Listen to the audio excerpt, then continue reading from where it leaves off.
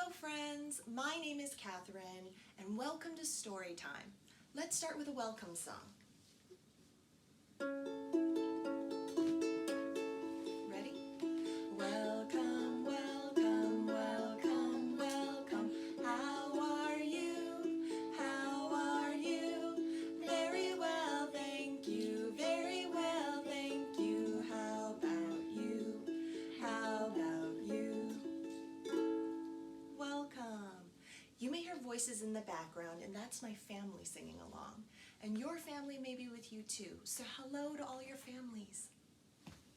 Okay, would you like to help me with a rhyme? Great. This one's about a little mouse who likes to clap. So after every line, you can clap like this. Clap, clap. Here we go. Behind the tree and under the house lived a teeny tiny mouse. She loved to sing, she loved to tap, but most of all, she loved to clap. She clapped all night, she clapped all day. She clapped to frighten the cat away. Very good. Let's sing another song, and this one's called Everybody Wants to Be a Butterfly. So when we sing about butterflies, you can flap your wings like this. And when we sing about being a kitty cat, you can do your whiskers like this. And then when we sing about crocodiles, be sure to chomp, chomp, chomp like this, okay? Here we go.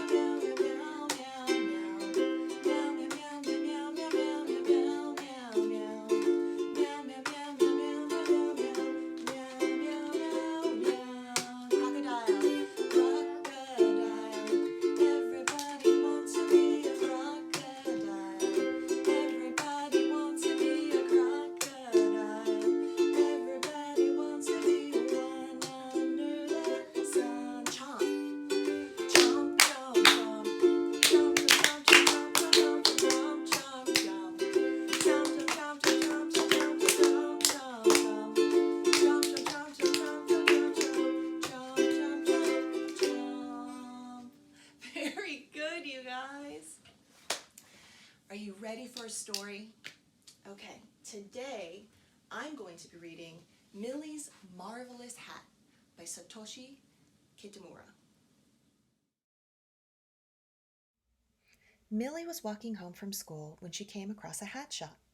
There were lots of hats in the window, but the one she liked best was the one with the colorful feathers. Millie went inside. "May I see the hat with the colorful feathers, please?" she asked the man behind the counter. "Certainly, madam," replied the man, and he fetched the hat from the window. Millie tried it on.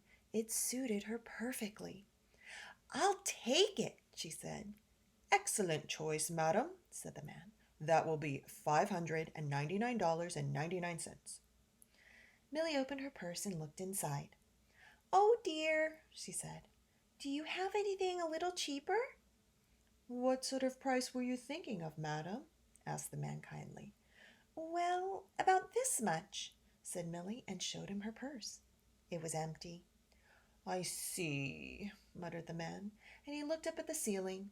Millie looked up at the ceiling too. It was covered with interesting patterns. "Aha!" said the man suddenly. "I think I have just the thing for you, madam. Wait here a moment, please." And away he went to the back of the shop.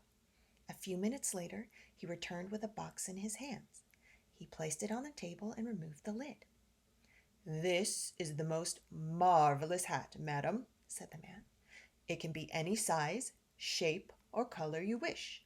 All you have to do is imagine it." Carefully the man took the hat out of the box and put it on Millie's head. It fit her perfectly. "Thank you," said Millie. "I like it very much." She put her hand in her purse and handed the man all she had in it. "Thank you, madam," said the man. "Would you like your hat in its box?" "No, thank you," said Millie. "I'll take it just as it is." Millie felt happy in her new hat. "But now I must think what my hat is going to look like," she thought. "Perhaps it has lots of feathers like the one in the shop window, only even more feathers." It was a peacock hat. Millie stopped outside a cake shop and looked in the window. All the cakes looked delicious. So Millie had a cake hat. When Millie passed a flower shop, her hat became flowery. And in the park, she wore a fountain hat. Suddenly, Millie saw that she was not the only one with a special hat. Everyone had a hat of their own, and they were all different.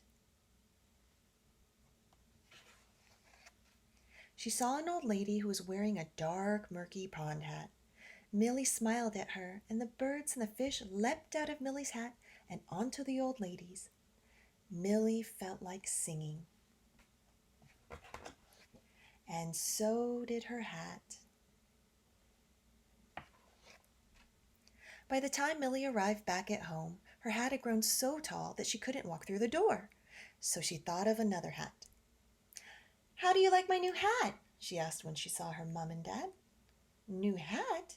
said her mom. "But you haven't—" Then she stopped and smiled. "It's a marvelous hat, Millie. I wish I had one too." "But you do have one," said Millie. "You only have to imagine it." And she was right. Everyone has their very own marvelous hat. The end. I hope you enjoyed that story, and I'll read another next time. So let's say goodbye, and we'll sing a little song to do that.